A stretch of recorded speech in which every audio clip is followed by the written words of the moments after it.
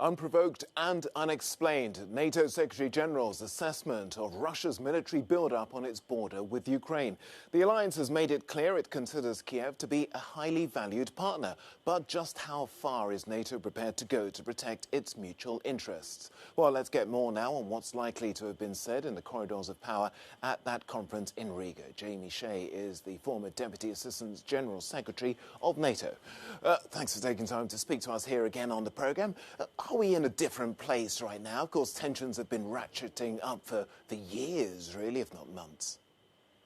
Yes, we're in a difficult situation, obviously, because we're seeing an increasing pattern of Russian military build-ups on the borders of NATO and, of course, on the border, as you rightly said, talks with Ukraine, more threatening language from President Putin, claiming red lines, putting down demands about no future enlargements of the alliance.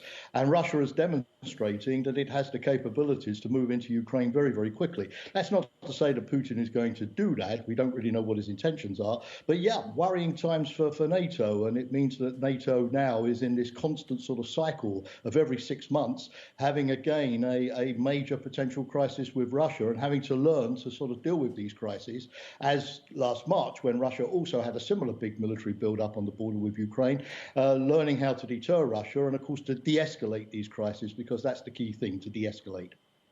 Well, Jens Stoltenberg said earlier this week that NATO would provide political and practical support, not only to Ukraine, but also, you mentioned Georgia and Belarus. What's that going to look like concretely?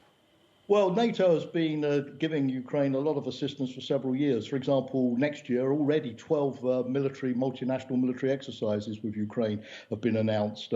Several allies individually, like the US and the UK, have been providing Ukraine with important defensive equipment, like Brimstone missiles, Stinger missiles, American anti-tank Javelin missiles, which will help the Ukrainian forces deter a Russian attack. The Ukrainian army is a much more professional outfit today, much more battle-hardened than it was when Russia annexed Crimea back in 2014. There's also been a lot of help from NATO in helping Ukraine to deal with what we call cyber warfare or hybrid warfare. You know, the cyber attacks, the attempts to take down the Ukrainian electricity grid, the fake news campaigns that Russia often uses as well. So it's absolutely true, Tox, and as Secretary General Stoltenberg has said, Ukraine is not a member of NATO, so it can't be covered by the NATO Article 5 collective defence guarantee. But short of that, Ukraine's a valued partner, and NATO will do whatever it can to make Ukraine more resilient against these multiple ways in which Russia is trying to intimidate it.